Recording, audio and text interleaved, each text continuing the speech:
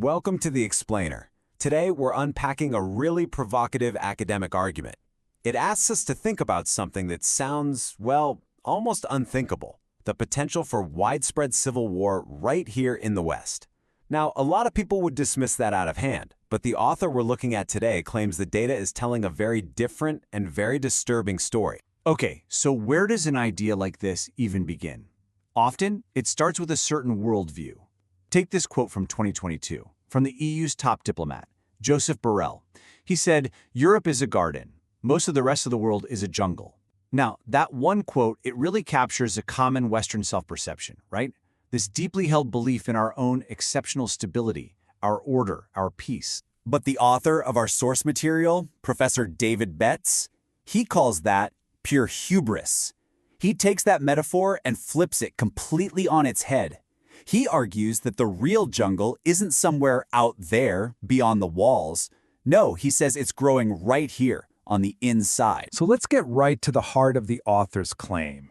And I'll give you a warning, it's designed to be startling. Using established academic theories about what causes civil wars, the author actually calculates a number: an 87% probability of civil conflict breaking out in at least one of 10 major Western European nations within the next 5 years.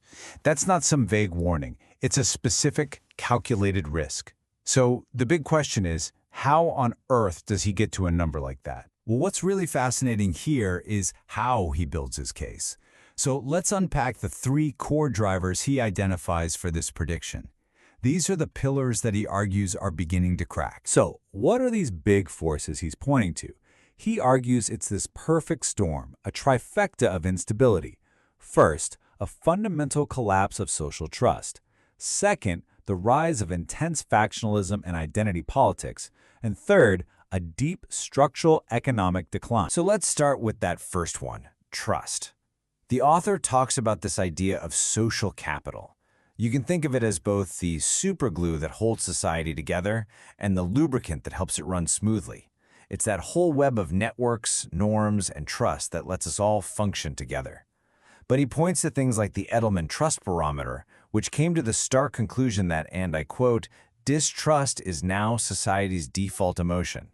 And, when that glue dissolves, things tend to fall apart. And look, this isn't some fringe idea he's pulling out of thin air. The author highlights how these concerns have gone mainstream. He points to statements from very centrist leaders.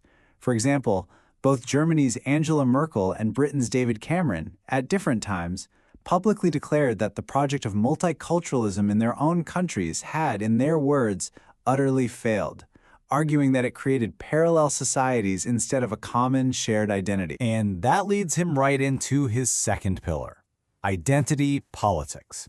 Now, the author defines this as a political approach where different groups focus entirely on their own specific interests, without much regard for a larger, shared national goal. He argues that this approach is, his words, overtly post-national, and that it fractures a common identity so much that it makes some form of civil conflict practically inevitable down the line. Now, this brings us to one of the author's most controversial concepts, a term he coins asymmetric multiculturalism. Here's how he breaks it down. He argues that in the current Western model, things like in-group preference, ethnic pride, and group solidarity are seen as acceptable, even positive, for minority groups. But, he claims, for the majority group, those exact same behaviors are framed as supremacist attitudes, as something dangerous to the social order. And that asymmetry, he argues, creates a really powerful sense of grievance. So here's the crucial point. This feeling he describes leads to something that Civil War theorists have a name for. It's called downgrading. And this is really important. It's not just about losing an election or a political debate. It's the deep-seated perception by a group that used to be dominant that they are facing a total status reversal. The author stresses that this narrative, this feeling of being demoted culturally and politically, is one of the most powerful catalysts for revolt that academics have ever identified. Okay, so if that's the why, how might this tension actually play out on the ground? The author moves from the theory to the how, and he outlines a potential strategy that really hinges on a clear geographic divide we see all over the West. He introduces this very stark term: feral cities. It describes a metropolis where the government has basically lost its ability to enforce the rule of law everywhere within its own boundaries. He then claims that many Western cities are already becoming, in his words, partially feral, and points to things like decaying infrastructure, what some call no-go zones, and what he sees as a kind of two-tier policing as evidence. And this table here, which uses recent French election data as an example, really helps you visualize that geographic split he's talking about. You see one political reality in the major, radically diverse urban centers and a completely different one in the more homogeneous rural and provincial areas.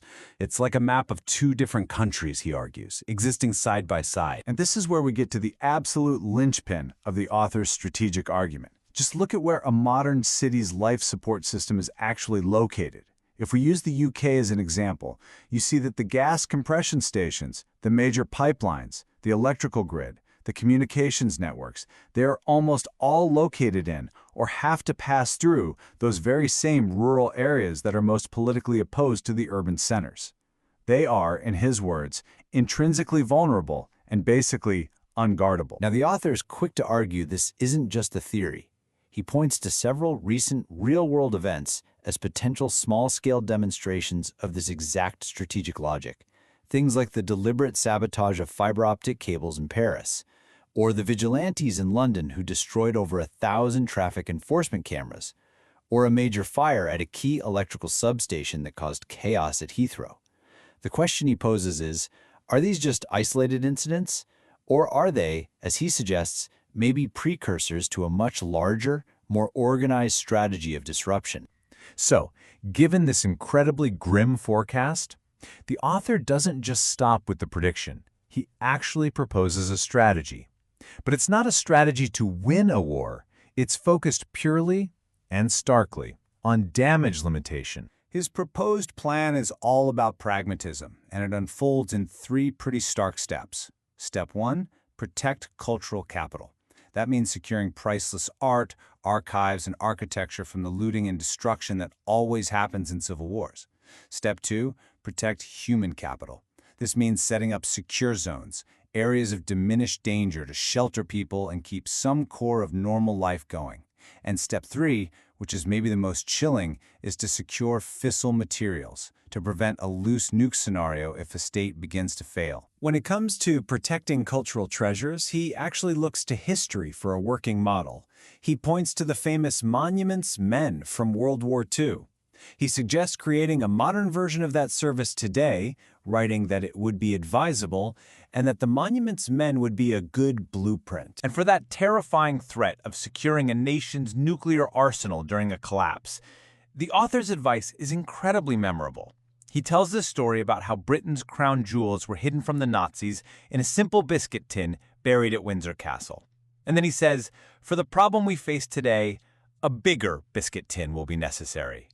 It's such a simple metaphor for an unbelievably terrifying challenge. The author chooses to end his entire analysis by quoting the poet W.B. Yeats from his famous poem, The Second Coming, because he feels it perfectly captures the essence of the societal breakdown he's describing. Things fall apart, the center cannot hold. And really, that leaves us with the central, deeply unsettling question that this whole analysis poses.